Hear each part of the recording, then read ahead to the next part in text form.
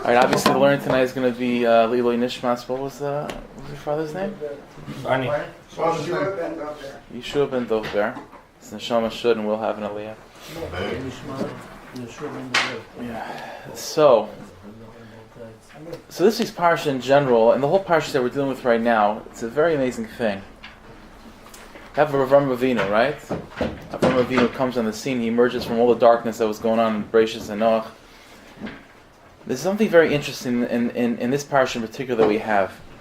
The parsha begins with the third day after Avram Avinu had a bris milah, right? He had a bris. He's already 100 years old already, very, very old. And the third day after the bris, he's in an extreme amount of pain. And Hashem comes to visit him, right? Hashem comes to visit him. And we all know this, right? Pasuk Chazal say, Rashi already brings it down. It's already clear in the Chumash as well. That while Hashem was visiting him, he sees in the distance these three Arabs coming, right? So he says to Hashem, hold on, I have to take care of something more important right now, right? Pretty much. And Chazal make a point of saying that you see from here that taking in guests, right? Taking in guests and inviting people into your house and making them feel comfortable and warm is greater than speaking to God. So obviously you have to understand what that means. How is that possible? How is that possible? That's number one. Number two, hopefully I'll try to answer all these things. If not, you try to figure it out yourself. Number two, there's something very interesting. When it comes to Avram and Sarah's relationship, so there was no one closer than Avram and Sarah. But there's something there was one aspect, in their life that sort of divided them a little bit, at least as far as philosophy was concerned, which was how to deal with Yishmael. We know that Avram Avinu davened to Hashem very much that Yishmael should be successful. Like for example, we have our sages tell us that when Hashem told Avram Avinu to bring his son as an offering, right, the Akedah, so he said, "I have two sons. Which one are you talking about?" So he looked at Yishmael in a positive way. He says to Hashem, "Lu Yishmael yichya l'fenecha halavai." If only Yishmael should live in front of you. But Sarah, we know, completely rejected Yishmael. Only Yitzchak is going to be it. Only through Yitzchak there's going to be any real establishment of godliness in this world, and Yishmael should be pushed aside. The truth is we find the same thing with Yitzchak and his wife Rivka. That Yitzchak had an affinity, he had some sort of a deep attachment to Esav. And it was also, the fathers seem to sort of, are trying at least to embrace these children which seem to be from the outside. Avram Avinu is trying to bring in Yishmael, Yitzchak is trying to bring in Esav, and it's the mothers that seem to have the more discerning eye to pick up on the subtleties between a Yitzchak and Yishmael and a Yaakov and an Esav. So it's just an interesting thing to think about. Why is that? Final question. Again, if we answer them, good. If not. But the final thing is, when Noach, right, back to the previous parasha of Noach, so Noach is described, the first time we see him, Noach is described as Noach ish tzaddik tameh, a complete tzaddik. What's fascinating is that at the end of last week's parasha with Avram Avinu, Hashem says to Avram Avinu, you're a big tzaddik, but you want to be complete? How are you going to be complete? Only with a bris milah. So the question is, how is Noach considered to be complete without going through that? What's the difference between Noach and Avram? Okay, these are the questions. So for a few minutes, let's put a few minutes of what Torah is about. And hopefully, just after a few minutes of introduction, all these things will become clear, hopefully. What is the purpose of Torah? What's the purpose of Torah? There's a lot of things in Torah. We keep Shabbos. Shabbos is complicated. The dietary laws are complicated. A lot of things are complicated, and they seem to be all over the place. What is the unifying concept of what Torah is all about? What is the point of this all?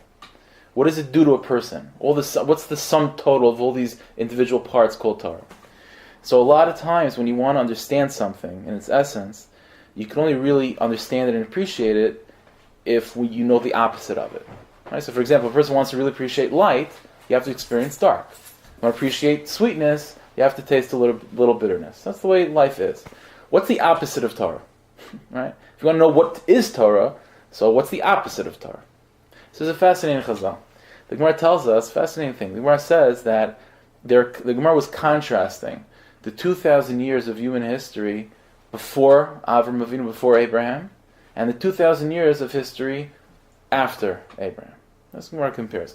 And the Gemara says that the 2,000 years from Avram, from Abraham on, those are called 2,000 years of Torah.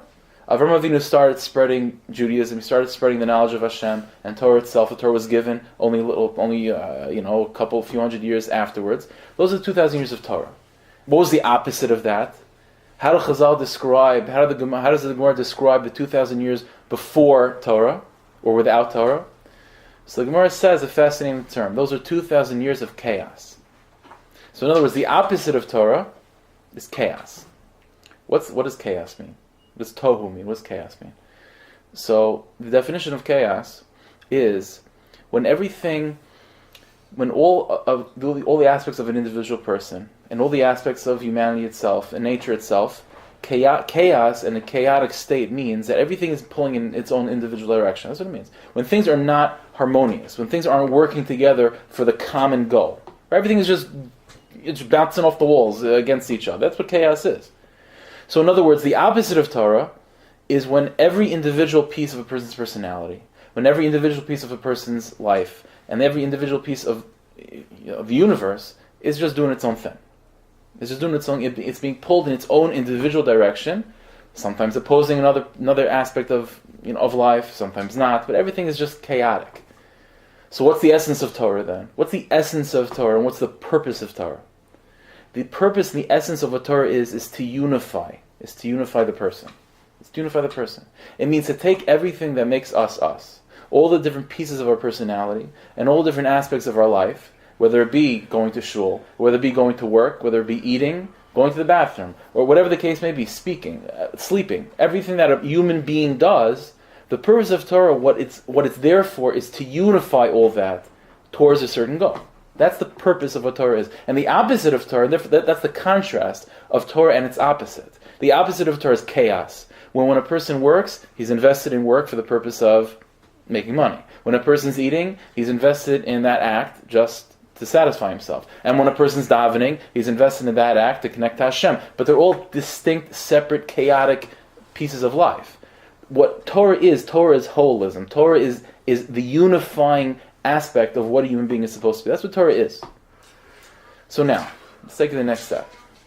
As an individual person, the unifying aspect of Torah we could appreciate. Right? It means that that's what halach is, right? That's what Shulchan Aruch. What's the Jewish code of law? That it monitors and it tells you exactly how to live in every single step of life, every single aspect of human life. It tells you exactly how to focus that aspect of life towards the common goal of connecting to God. That's the unifying force of Torah. The truth is, let's deepen it a little bit. Every single Jew exists as an individual, right? But also we exist as part of a bigger people. See, ever since the Beis HaMikdash, ever since the temple was destroyed, and we've been scattered in Galus, we've been scattered in exile, we've generally speaking looked at ourselves as individuals. And the general outlook on life and on all of humanity was individualistic. The Jewish people's perspective throughout the years of exile, and it's not our fault, is to look at the nations of the world as outsiders, as people that we don't really want to associate with, and we don't want to have a real desire of bringing them into some canopy, under us, under our wing as well. It's something we want to separate ourselves from, and even within ourselves. What exile did was, and there's good that comes out of this, there's no question, but what exile did was created a people that didn't really feel like much of a unified people. So you have Ashkenazim and Sephardim, and within Ashkenazim you have 50 million different groups, and within Sephardim 50 million different groups. And that's what exile did. It broke down a sense of the sense of a nation into individual communities, and even within those communities to individual people. That's what exile did. That's why, in the writings of the Gra, the writings of the Vilna Gaon, he describes exile as the death of the Jewish nation. What does that mean? We still survived. But the answer is we survived, but we became individuals. As far as the Jewish nation is concerned, once we were exiled from Israel, and the temple was destroyed, that was the end of the Jewish nation, as far as a nation existed, until relatively recently with Israel and hopefully Mashiach and so on. The entire experience of exile, our perspective on Torah, and our outlook on what Torah is as the unifying force, we focused it. And this is definitely, and it's true, that we focus that aspect of what Torah is supposed to be simply and exclusively to the individual person. The individual person, in order to fix yourself, in order to become a complete person, so you follow the guidelines of Torah. and it's 100% necessary to be a complete person. The one thing that's been missing for so long in our collective consciousness is to see Torah as not just the unifying force in our individual lives, but to see Torah as the unifying force as the entire nation. To begin to see ourselves as part of something bigger. Throughout the entire period of Jewish history, the entire exile, this has been broken down after every generation, the breakdown of the Jewish people as a people. Only recently has there been an awakening of this desire to become part of something bigger. To become part of something bigger. So that's what Torah is. Torah is not just the way for an individual person to go about his entire life focused on a certain goal. Contained within Torah is also the key to look at ourselves as part of a bigger people. Avram Avinu started the Jewish people. The beginning, whenever a person, let's say, starts a business, starts a company, you always have to have the end goal in sight, right? Whenever you start a startup business, you always have to know what the big picture plan is. And then once you have the big picture plan, so now you can work out the details of how to get there. But you always have to have the big picture. Once the big picture fades away, then you don't know where you're going. Avram Avinu began the path of Torah. Because the path of Torah, Avram Avinu had the farthest reaching concept in his own mind when he began this process. And Avram Avinu was not satisfied with bringing to the world a Torah that would unify and focus individual people's lives. That was not his goal. Avram Avinu's goal when he began this process called the Jewish people was to create a Torah, was to reveal in the world a Torah that would unify all of humanity. All of humanity into one cohesive body. That's what Avram Avinu's plan was. That's what Torah is truly about. That's the purpose of all this. So therefore Avram Avinu, of course he wanted to bring in Yishmael.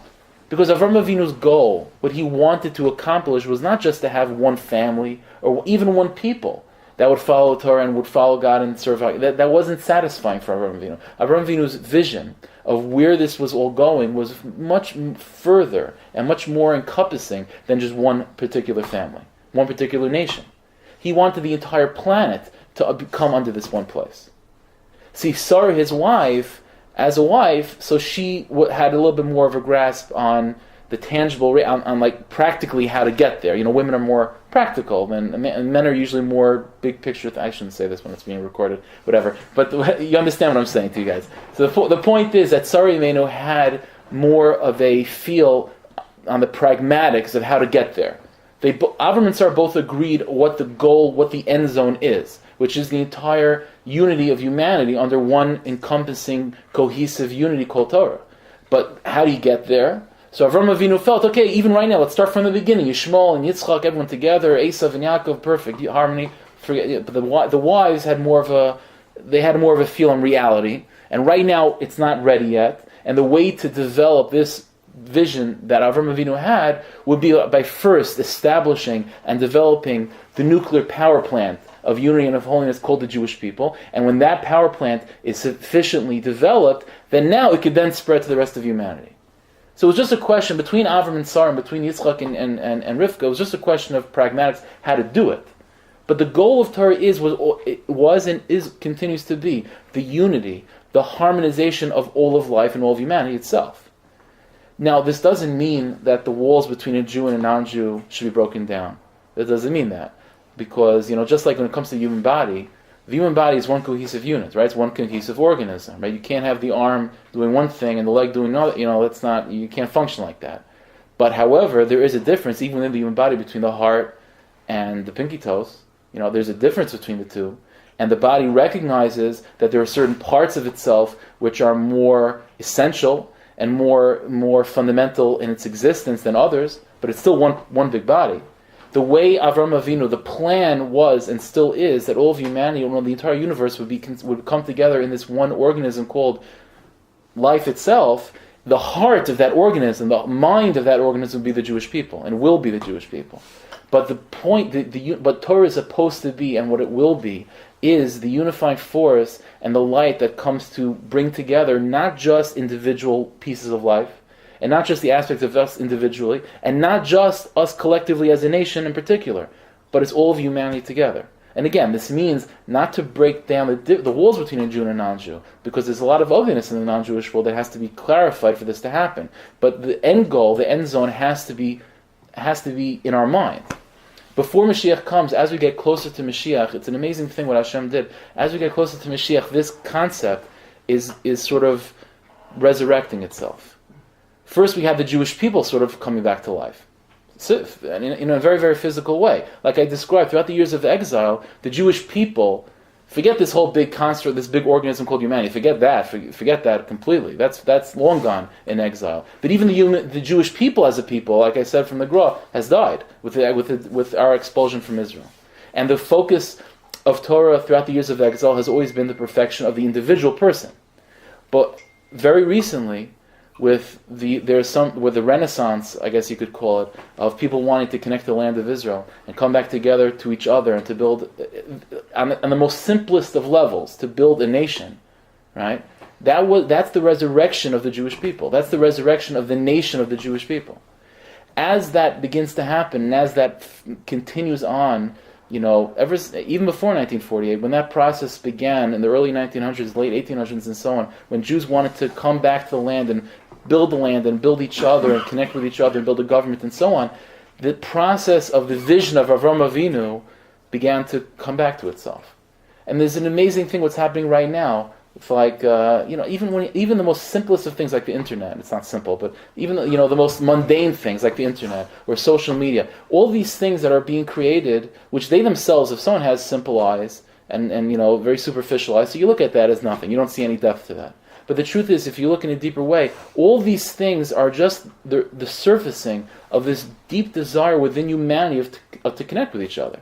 That there shouldn't be a division between. Again, there has to be clarity between who's a Jew and who's not a Jew. That has to be there. Just like the heart has to know its role, and the hand has to know its role as well. But there should be a recognition that there's a connection between the entire universe and the entire planet. It's all coming to the surface with these things. And if a person has to have the eyes to be able to recognize this and to use the energy that's contained within these things for the right purpose. That's what's going on over here. So we go back to Avraham Avinu, like I mentioned. Why is it that taking in guests by Avraham Avinu was more important than talking to God? The answer is because talking to God was a personal thing. That was between him and God. That's not the vision of Avraham Avinu. The vision of Avraham Avinu was not to be satisfied with my personal attachment to God. The vision of Avraham Avinu was that the entire universe should come to talk to God. And to begin that, right now in front of me, in order to begin that process, I see 3 Arabs out there that need to come into my house. That was Avraham Avinu's goal. That was his vision of what the Jewish people were supposed to be and what we're going to be. And that's more important than anything else. What's more important than an individual's person's perfection is bringing other Jews under the canopy of God. It's making other Jews feel welcome. It's making other Jews tap into their potential. That was the vision of Avraham Avinu. This is why by Avraham Avinu, for Avraham Avinu to be perfect, and for Noach to be perfect, it's 2 separate stories, 2 separate levels. See, everything before Avraham Avinu was about the individual. See, Noach survived the flood as an individual because he individually was a big tzaddik. And as an individual, you want to be a perfect tzaddik? It's very possible, you can do that. But Avraham Avinu, when he thinks of perfection, when he thinks of being a tzaddik, of being a righteous person, he's not thinking as an individual. Avraham Avinu's whole perspective is different than Noach. His perspective is about being a person that's going to be the catalyst of bringing the entire universe together. To be that perfect of a tzaddik, it's a lot harder. And it's a longer journey, and you need a bris milah in particular. And I'll just say this very, very quickly, that the bris milah is also on the part of the person that unifies all of his potential to create another person. And therefore it's in that area in particular that to become a perfect tzaddik in the world of Avraham Avinu, it's necessary to have a bris milah. Just say Vamev and Yavin. But the point is that Avraham Avinu, the level of tmimus, of perfection that Avraham Avinu demanded for himself and for his children, is a different ballpark than what Noach demanded for himself. Noach is about the particularism, and Noach is about whole, and Avraham Avinu is about holism. It's a different ball game altogether. This is why it's the yard side of Rachel Imenu, right? Rachel Imenu. So Rachel, that's what a mother is. Rachel Imenu is called Akeres Abai. She's the mother of the Jewish people. Rachel Imenu says to Yaakov Avinu that if you don't give me children, I might as well not live. Because Rachel Imenu was this idea as well of not being satisfied for her own personal satisfaction in life and her own personal attachment to Yaakov. It was about what she can do for her family, what she can do for her children. And I remember I think you emailed me in the email. It said that your father had a good sense of humor and he tried to make people happy. That's exactly what we're talking about. The greatest nachas, the greatest pleasure that we can give to someone who passed away is to make this world a little bit better.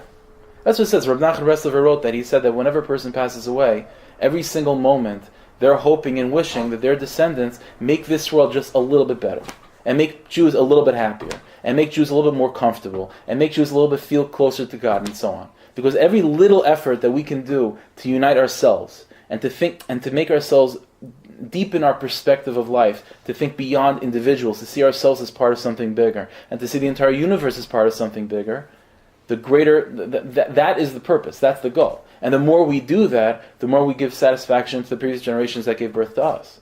There's no greater nachas that, Barney's father and any of us can give to any of our ancestors and to Hashem himself than for us to come together and they're just to sit. You know what I mean? Like, the Baal Tanya said once that when 10 Jews get together, even if they're watching a football game, he didn't give that as an example, but even if they're just talking, whatever, they're not learning, not davening, just 10 Jews together in one room, the Baal Tanya said even an angel wouldn't dare to step in that place. That's how holy it is when just 10 Jews to get together. So you can imagine in his chus that you have more than 10 Jews right now getting together to learn and hear a few words of Torah, right? And just to try to get closer to Hashem and eat and daven and unbelievable things. We can't even imagine such things. And Hashem gives us the merit to be able to do that right now. It's a beautiful thing.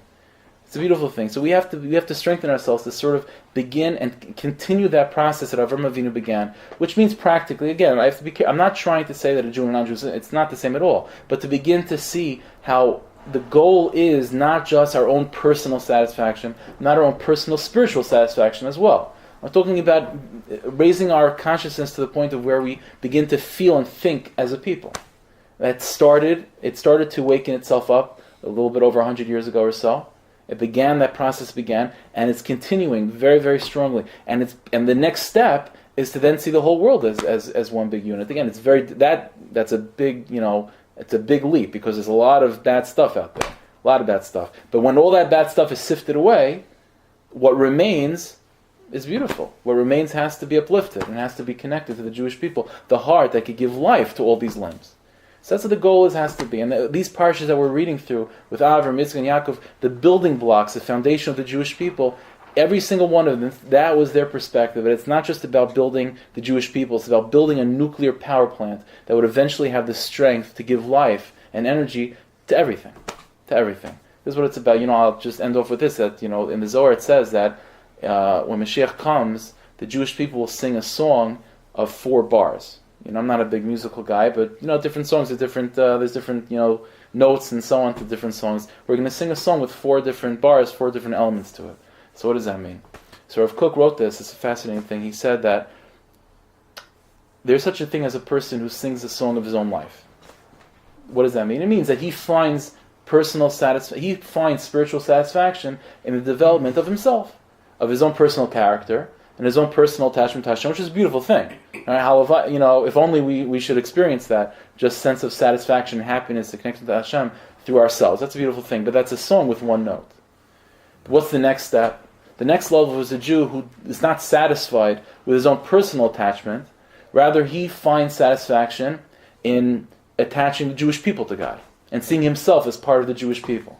That's an unbelievable level. But that's still a song with just 2 notes. What's the next level? The next level is a Jew who goes beyond that, who sees himself not just as an individual, not just as part of the Jewish nation, but as part of humanity. And his goal and his mission in life is to uplift not just himself and not just the Jewish people, but all of humanity together. And that's a beautiful, unbelievable level. But that's also a song with 3 notes. What's the 4th final note that Mashiach is going to reveal? That it's not just a question of an individual becoming perfect and becoming unified, and it's not just the Jewish people to be unified, and it's not just humanity to be unified. It's all of nature, it's the entire universe to be unified. And it'll be revealed when Mashiach comes, every blade of grass, every breeze, every apple, and every seed, every squirrel, it's part of one big song that's singing to God from the beginning of time. That's the 4 notes that we're all waiting for Mashiach to come. So we should be zocheh to experience this even a little bit in our lives, to be part of that process of building what Avraham Avinu began. And we should be zocheh to experience that and to see with our own eyes the revelation of all this, the completion, the singing of those 4 bars with the coming of Mashiach Meher V'Meinu. Amen. Amen.